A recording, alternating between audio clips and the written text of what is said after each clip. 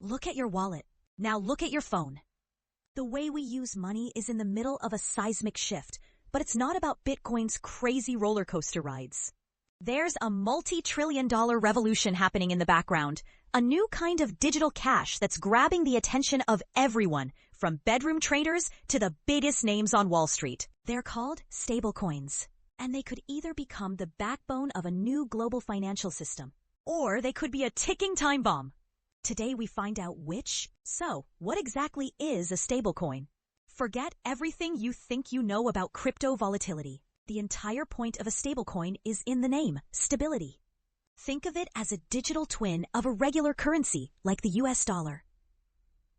They are the essential bridge connecting the wild west of crypto with the traditional world of finance.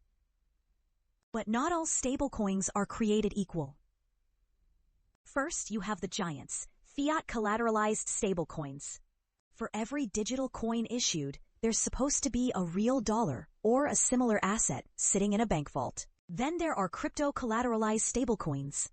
These are backed by a basket of other cryptocurrencies. To avoid price swings, they are over-collateralized, meaning they lock up more value than the stablecoins they issue. And finally, the ghost in the machine, algorithmic stablecoins. These try to maintain their peg using complex algorithms and, well, let's just say it didn't end well.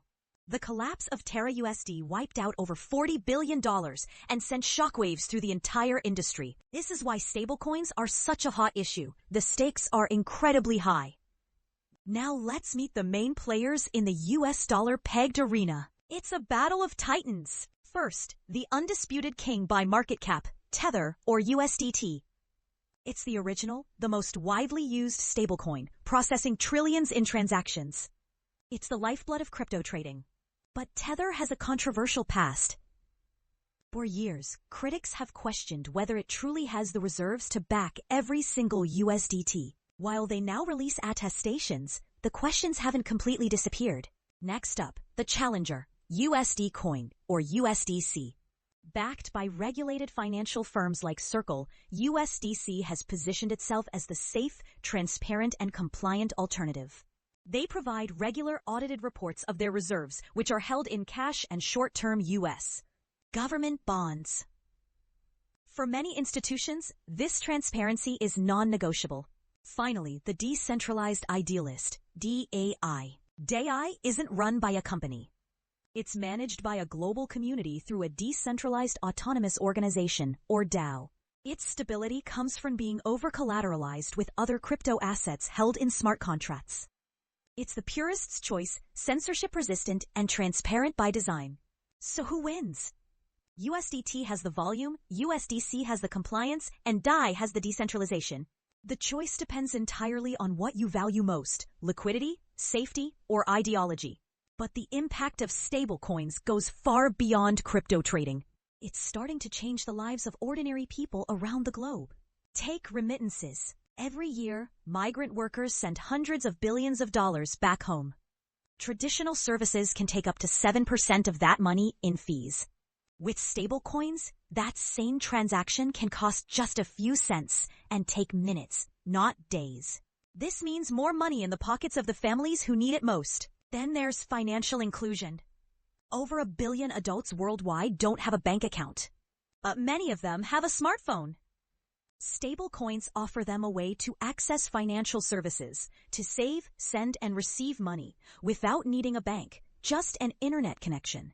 But with great power comes great risk. What happens when a stablecoin depegs and is no longer worth $1? As we saw with Terra, people's life savings can be wiped out in an instant. Unlike the money in your bank, most stablecoins don't come with deposit insurance. If the issuer goes bankrupt or gets hacked, your money could be gone forever. This has regulators very, very worried, and that's why the rule makers are stepping in. Around the world, governments are racing to create guardrails for the fast-growing stablecoin market. In Europe, the MiCA regulation sets clear rules for stablecoin issuers, demanding transparency and sufficient reserves. It's one of the most comprehensive frameworks globally. In the US, the debate is fierce. Lawmakers are pushing for legislation that would require stablecoin issuers to be regulated like banks, ensuring your digital dollars are as safe as the ones in your checking account. Asia is a mixed bag. Japan has already rolled out a pro-regulation framework, while other hubs like Hong Kong and Singapore are creating their own sandboxes to foster innovation while managing risk. This global regulatory push is a sign of one thing: stablecoins are too big to ignore. But there's another player entering the game: the governments themselves. Meet the Central Bank Digital Currency, or CBDC. This is a digital dollar, euro, or yen issued directly by a country's central bank. Think of it as FedCoin. So will CBDCs crush privately issued stablecoins? Most experts say no. They'll likely coexist. CBDCs could form the base layer for settlement, the rails of the system, while stablecoins, built on top of those rails, would continue to power innovative applications in DeFi, gaming, and cross-border commerce. One provides trust, the other provides utility. And what do the biggest names in finance think? They're not just watching from the sidelines, they're getting ready to jump in. The forecasts are staggering. Banking giant Citi predicts that the market for tokenized assets with stablecoins at its core could reach $4 to $5 trillion by 2030. Standard Chartered is even more bullish, seeing a future with trillions of dollars in tokenized real-world assets like real estate and private equity, all traded using stablecoins. Even the skeptics are taking notice. JP Morgan's CEO Jamie Dimon is a famous crypto critic, but his own bank has JPM Coin, a type of stablecoin for its institutional clients. And Larry Fink, the CEO of BlackRock, the world's largest asset manager, has said the next generation for markets is the tokenization of securities. That's a massive green light for this technology. So what does this all mean for you? When stablecoins become mainstream, sending money to a friend overseas could become as easy and cheap as sending an email. Your digital wallet might hold not just one currency, but multiple digital currencies you can swap and spend instantly. The friction of traditional banking could start to disappear. But it also means you need to be smart. You'll need to know which stablecoins are backed by safe assets and which ones carry hidden risks. Regulation will help, but the ultimate responsibility will be yours. So, are stablecoins the future of money?